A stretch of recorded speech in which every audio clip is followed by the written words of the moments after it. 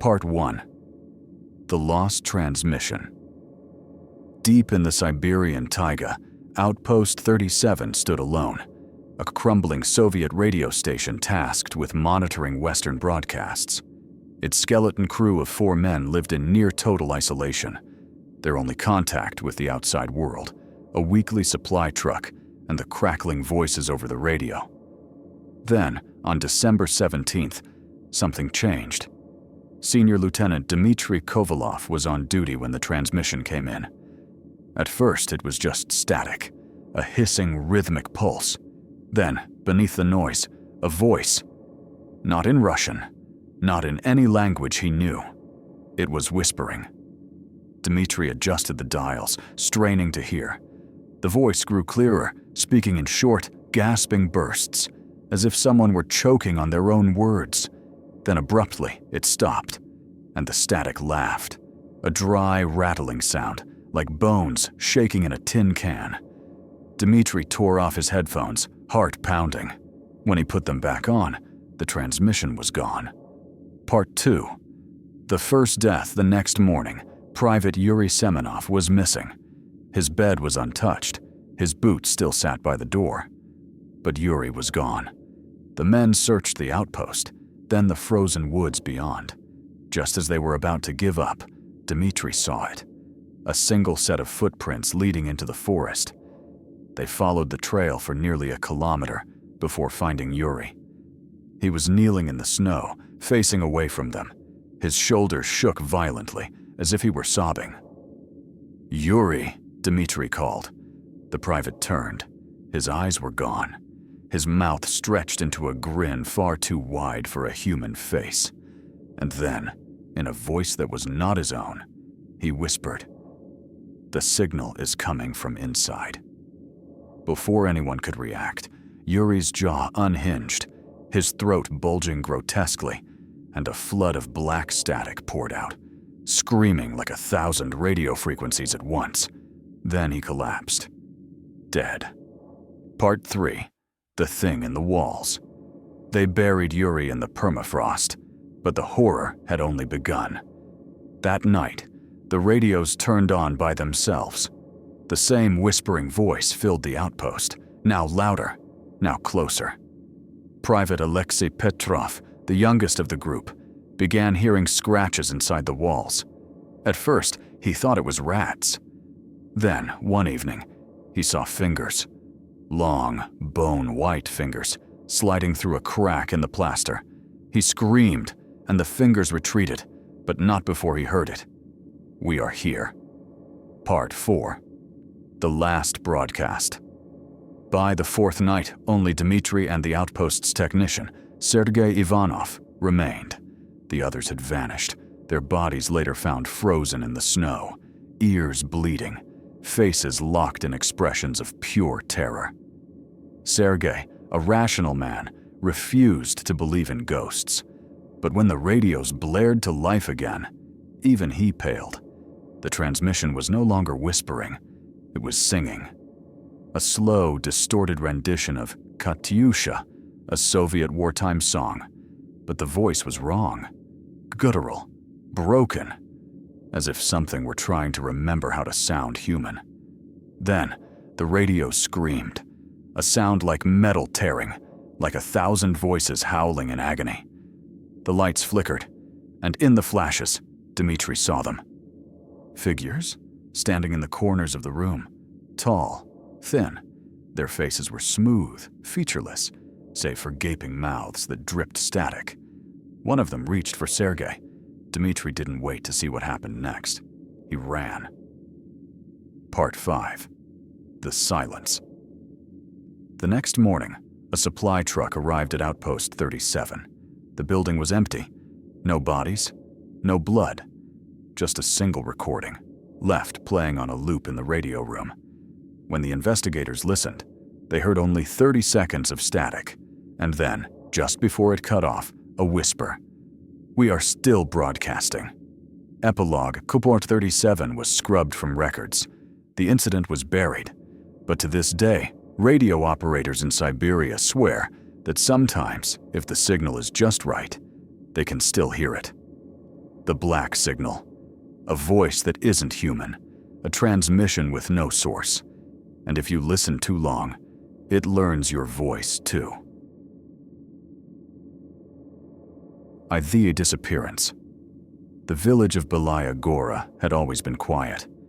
Isolated deep in the Yakutian wilderness, its 200 inhabitants lived as their ancestors had, hunting, fishing, enduring the minus 60 degrees Celsius winters. The Soviet government rarely visited until the children started vanishing. It began with Anya Petrova, 8 years old. One evening, she went out to fetch firewood behind her family's izba. Her parents found her mittens in the snow, arranged in a perfect circle. Of Anya, there was no trace. Then 2 more disappeared the next night. Then 5. By the 3rd day, 17 children were gone. The KGB dispatched Major Grigory Vasilyev, a hardened veteran of the Afghan border wars, to investigate. What he found would haunt him until his dying day. Tetun. The footprints. The snow told a story no one wanted to believe. Each child's tracks showed them walking willingly into the forest, then suddenly lifting into the air as if plucked by an invisible hand. No drag marks, no signs of struggle, just gone. Then Vasilyev found the other footprints, small, barefoot. They didn't lead to the village. They led out of the forest. 3rd. The first return. That night, little Misha came back. The boy stood motionless in the village square, naked despite the minus 50 degrees Celsius cold. His skin was blue-white, his eyes solid black. When his mother rushed to embrace him, the child opened his mouth, and a sound like breaking ice poured out. Then every dog in Belaya Gora howled simultaneously, their voices cutting off mid-cry as something dark moved between the houses. By morning, Misha was gone again, and 23 adults had disappeared with him. The cave. The terrified villagers led Vasilyev to Mount Cherny Common, a place they never visited, a place of old stories. The cave mouth exhaled air warmer than it should be. The walls were covered in strange, spiraling scratches that pulsed with faint bioluminescence. And deeper inside, the children, all 34 of them, standing perfectly still, frozen solid. Their eyes followed Vasilyev as he approached. Then, as one, their mouths opened, and the cave filled with that same glass-shattering scream. Something moved in the darkness behind them. Something tall. The truth. The last radio transmission from Major Vasilyev. They're not children anymore. They're vessels. The things inside them, static. Older than the Tunguska event. Older than mankind. They sleep under the ice for centuries then. They get hungry, garbled screaming. Oh God, the eyes. They have so many eyes.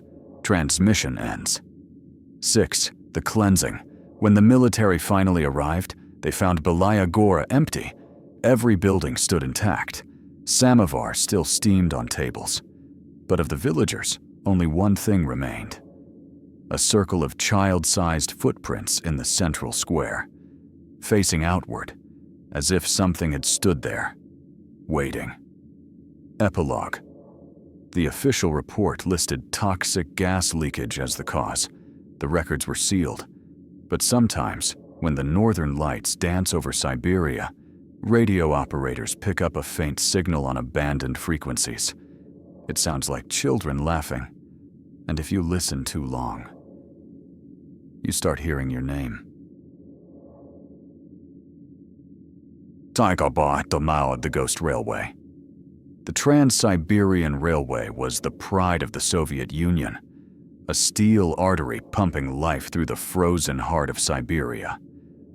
But there was one stretch, between Bratsk and Ustkut, where trains slowed despite no official order. Conductors whispered of something wrong with kilometer post 1742.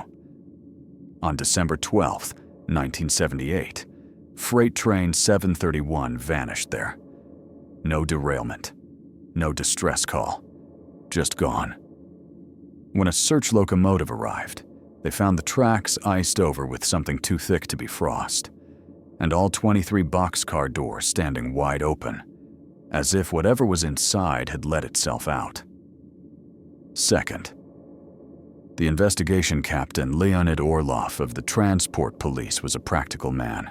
He blamed hooligans or saboteurs until he saw the tape recorder left running in the locomotive.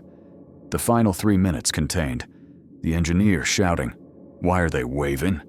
A sound like wet meat hitting steel. Then, perfect silence for 2 minutes, 47 seconds. Finally, a child's voice whispering, "The black snow tastes like teeth." That night, Orlov drank himself into a stupor. His deputy, Junior Sergeant Nina Volkova, noticed something he'd missed: the temperature gauge. At the moment the tape went silent, the cab had heated by 18 degrees Celsius, in minus 40 degrees Celsius weather. Third, the survivor. They found one living soul, engineer Pavel Gromov, curled inside a tool locker. His fingernails were gone. His lips were stitched shut with what looked like human hair. Worst were his eyes, scratched bloody, as if he'd tried to claw them out. When doctors cut the threads, Pavel's first words were, "They wore our faces." Then he began screaming about the soft places between the cars, how they'd breathed wrong, how their shadows didn't match. Before they could sedate him, he grabbed Nina's wrist. His whisper turned her blood to ice. "You'll know them by their breath. It smells like coal and old meat." Vorkuta, the second train. 2 nights later, passenger train 44 reported mechanical issues near kilometer 1742.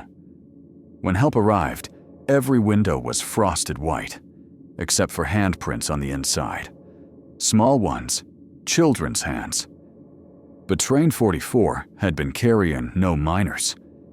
Inside they found a dining car with 23 set tables and 23 boiled rats on the plates, a compartment where someone had written on the walls in frozen blood, "We did not get off in the last sleeper car." Every bunk occupied by a frozen corpse, all wearing conductors' uniforms, including Pavel Gromov, who'd supposedly been in a hospital 300 kilometers away. V. The truth in the tunnel. Nina disobeyed orders. She walked the tracks alone to Tunnel 17, the only place the black ice grew thickest. Her flashlight died at the entrance, but by matchlight she saw. The walls were moving, not with rats, not with insects, with faces. Dozens of them pressed against the stone like prisoners behind glass, train crews from the 1930s, their mouths open in silent screams. And newest among them, the passengers from train 44, their eyes following her as she backed away. Something crunched under her boot. Teeth, a trail of them, leading deeper inside. And from the darkness came a sound, like a steam engine breathing. Race, the last transmission. Nina's final radio message. "It's not a tunnel, it's a throat! The trains didn't vanish, they were swallowed, and it's hungry again." Sound of metal screeching. "God, the hands! They're coming up through the tracks." Transmission ends with wet, tearing sounds. Epilogue. The official report cited toxic gas and mass hysteria. Tunnel 17 was sealed. But to this day, engineers swear, when you pass kilometer 1742 at night, sometimes your cab grows warmer. And if you foolishly glance at your reflection in the window, something looks back with too many teeth. The first shift. The coal miners of Gulag 57 knew 3 things to be true. The ground beneath Vorkuta was never silent. No one survived more than 2 winters in the pits. You never went into Tunnel 9 alone. On the morning of January 17th, new prisoner Mikhail Rybakov, a disgraced linguist from Leningrad, heard the walls whispering his name. Not in Russian, in Old Church Slavonic, a dead language he'd studied at university. When he reported this, the guards laughed, until prisoner 8901 came screaming up the lift shaft with his tongue ripped out and his ribcage stuffed with frozen dirt. His last act? Scrawling a single word in his own blood on the lift doors, "Pros nullis," they have awakened. 2. The second shift. That night, the temperature in the barracks dropped to minus 60 degrees Celsius, despite the roaring stove. Men woke, choking on the smell of wet earth and rotting meat. Then the tapping began, first from beneath the floorboards, then inside the walls. Not random knocking, Morse code.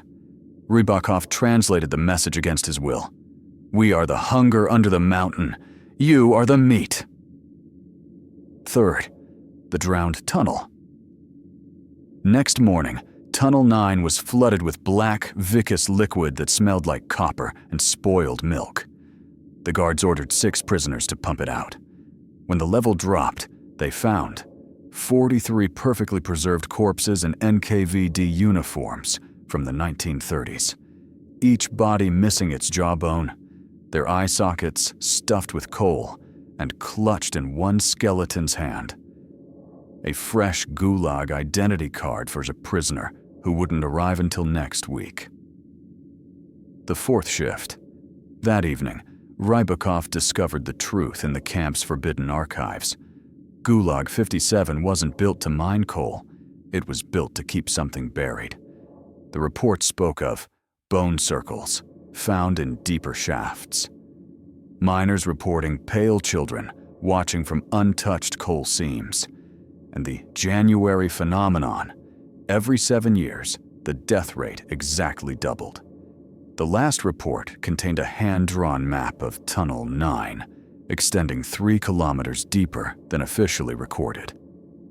Ending at a chamber labeled Pitomnik, the nursery. Vi, the final shift.